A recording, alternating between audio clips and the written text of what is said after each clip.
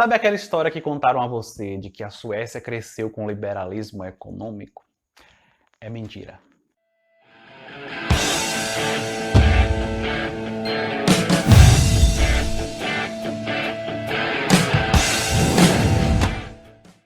Antes de mais nada, eu queria dizer o seguinte, gente. Muito cuidado com as coisas que vocês andam lendo. Quando eu falo muito cuidado com o que você anda lendo, não é para não ler certas coisas, mas quando você vai ler certas mídias que são uma verdadeira pregação ideológica, como o Spotnik, o site, e o Instituto Mises, você tem que ler com um pé e meio atrás.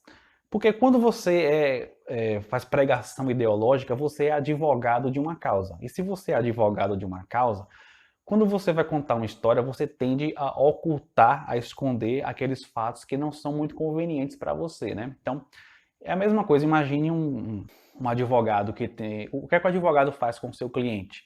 Ele escuta toda a história, ele senta com o cliente antes, escuta a história toda, todos os detalhes, mas na hora de falar no tribunal, ele vai falar só o que convém.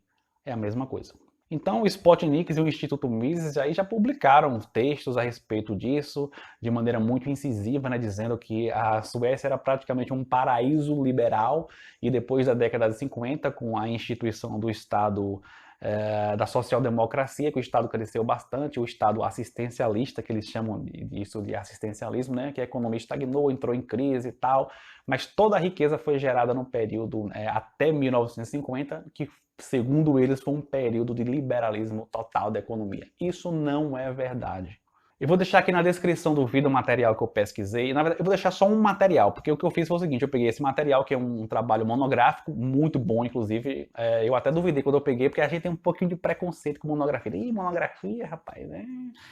Seria bom se fosse uma tese, né? Não. É um material bom. Eu estou dizendo que é bom porque eu fui nas referências bibliográficas e eu verifiquei onde foi que ela pesquisou, né? Por isso que eu estou dizendo que é um bom trabalho. Em relação à Suécia, gente, o que aconteceu foi o seguinte. A Suécia, de fato, teve um período de liberalismo econômico, né? Que durou mais ou menos de 1860, meados ali, até 1890, em que as tarifas de importação foram reduzidas drasticamente, a carga tributária era muito pequena, a quantidade de gasto público em proporção ao PIB era muito pequena, mas essa fase, vejo que não durou muito tempo. Foi mais ou menos ali 30 anos, no máximo 40 anos. Inclusive ela, a autora desse trabalho aí, ela disse que foi uma fase que durou somente 20 anos. Em 1870 é quando ela considera ali o início, até 1890.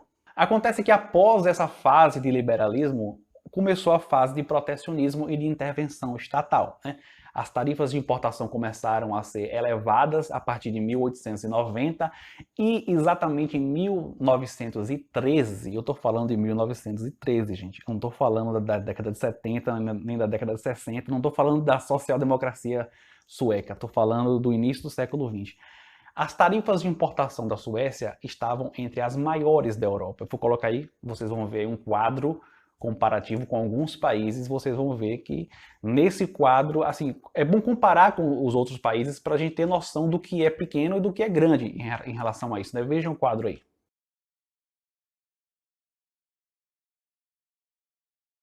Então, como é que eu posso chamar de paraíso liberal ou de grande liberalismo econômico um país que tem tarifa alfandegária desse tamanho aí? Eu citei um ano específico, mas como eu falei, esse processo começou em 1890, que o governo começou a subir as tarifas, né? E começou a subir inclusive o gasto público. Aí o sujeito pode falar assim, ah não, mas a Suécia tinha uma carga tributária muito pequena, era uma carga tributária de 10% do PIB, meu amigo, em comparação com 50% do PIB, com 40% do PIB na época do welfare state. É sim liberalismo econômico. Amigão, deixa eu te explicar uma coisa. Se você pegar uma série histórica da carga tributária de qualquer país que você selecionar, você vai ver que há 100 anos atrás, há 150 anos atrás, em 90% dos países, eu não tenho um número preciso, mas na grande maioria dos países, a carga tributária era muito pequena antigamente e veio crescendo ao longo da história. Se você pega o Brasil, por exemplo, em 1947, sabe qual era a carga tributária do Brasil? 13% do PIB. Pequenininha se comparar com o que é hoje, aí 33%, 34%, 35%. E isso é natural. Eu vou colocar um quadro comparativo para você ver a evolução da carga tributária. Na verdade, esse quadro não é nem carga tributária, é gasto público em proporção ao PIB, né? Eu posso olhar pelo lado da carga tributária, mas posso olhar também, se eu quiser, pelo lado do gasto público. Veja o quadro comparativo.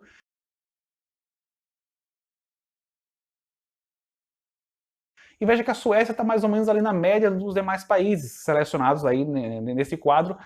De fato, na fase liberal, o gasto público era muito pequeno, realmente, cerca de 5% do PIB, mas na virada do século ali, já estava mais ou menos ali parecido com o Japão, parecido com os Estados Unidos, parecido com a Bélgica. Isso acontece por conta de uma coisa chamada efeito catraca. Deixa eu explicar para vocês. Olha, imagine um país qualquer. Imagina um processo de desenvolvimento econômico de um país qualquer. Tem as fases de crescimento ali, mais acentuado, tem as fases de queda no PIB, inclusive, as fases de estagnação, enfim. Na fase de expansão, na fase de crescimento do PIB, significa que o governo vai estar arrecadando mais, né? Independente do tamanho da carga tributária. Ele vai estar arrecadando mais porque o PIB está crescendo. Nessa fase que o governo está arrecadando mais, ele tende a fazer o quê? A gastar mais, né? Cria um benefício novo para a população, escola, cria universidade, hospital, enfim. Só que tem um problema. Quando a fase de estagnação vier, ou quando a crise vier, quando a fase de decréscimo das taxas de crescimento do PIB vier, ou até de queda no PIB, né? Esse país vai precisar gastar menos, né? Porque a arrecadação vai cair.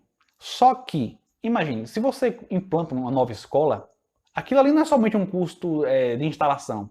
Você tem um custo de instalação, mas você tem um custo permanente de manutenção dessa escola, né? Pagar professor, pagar funcionários, a manutenção dessa escola. Se você cria um novo hospital, você constrói um novo hospital, existe um gasto permanente pro resto da vida, a não ser que você queira destruir o hospital e fazer com que ele deixe de existir.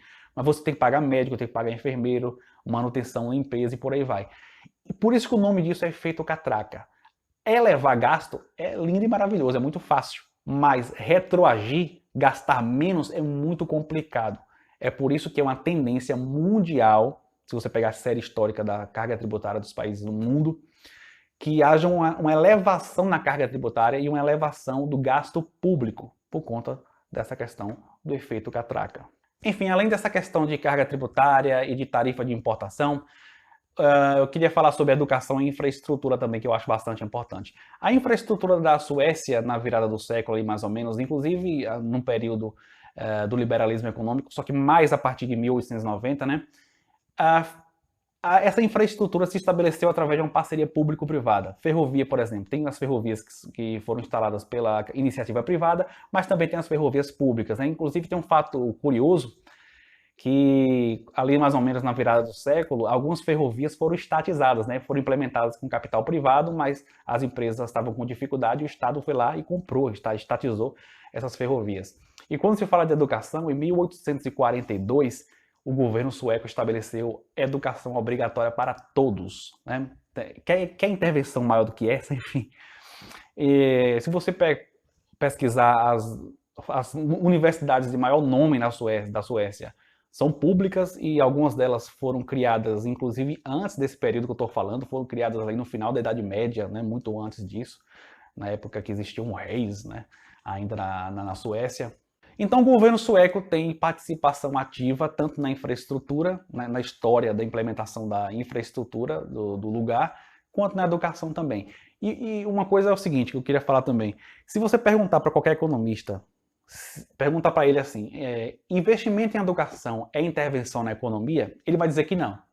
Porque pelos padrões da macroeconomia, de fato não é uma intervenção na economia, pelo menos de maneira mais direta, ou quando se fala de prazo, né?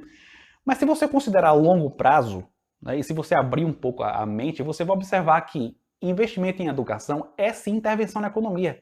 Porque você está interferindo diretamente na produtividade, no conhecimento tecnológico, porque como é que isso não é intervenção na economia? Inclusive, através do planejamento que o Estado faz da educação, né, ele pode definir qual é o perfil da mão de obra que ele quer. Ele diz, olha, não, coloca aí X horas de estudo da matemática para os meninos aí. Ah, não, vamos aumentar aqui, tá precisando de engenheiro, né? Vamos aumentar as horas de estudo da matemática. Isso é ou não é interferência direta na economia? Você está planejando que tipo de mão de obra você quer. Então eu pergunto, a Suécia era um paraíso liberal? Não. Nunca foi. Exceto aqueles 30 anos ali, mais ou menos, que eu falei, que realmente o Estado era pequeno. Exceto essa fase, que é uma fase curta, né? Não houve liberalismo econômico na Suécia, mas o que os liberais querem dizer é que, mais ou menos em 1850 até 1950, que foi o período de crescimento, de expansão econômica do país, a Suécia era altamente liberal e isso absolutamente não é verdade.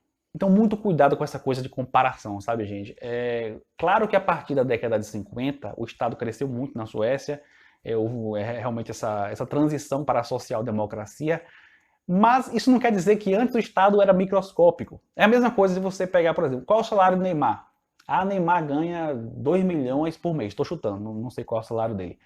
Neymar é muito rico, ganha 2 milhões por mês. Pense no cara rico, rapaz, não sabe nem onde botar o dinheiro. Aí eu comparo o Neymar com outro jogador pequeno que ganha, sei lá, 100 mil por mês. Aí, esse jogador que ganha 100 mil por mês, ele é pobre? Não. Ele é rico, ele é muito rico. Só que comparando com o Neymar, ele é pobre. Então, muito cuidado com essa coisa de comparação. O Estado sueco, na década de 70, na década de 60, mais ou menos ali, ele era gigantesco, ele era muito grande. Isso não quer dizer que em 1910, 1920, mais ou menos, era um Estado microscópico. Não, era um Estado que tinha um tamanho razoável. Pois é, enfim, mostra esse vídeo para o seu amigo liberal. É um mito essa história de dizer que a Suécia cresceu com um Estado mínimo, com um Estado microscópico, que a Suécia já foi um paraíso do liberalismo econômico. Isso não aconteceu. Se você gostou, dê joinha no vídeo, inscreva-se no canal, inscreve, gente, pelo amor de Deus. Então é só isso. Tchau, tchau.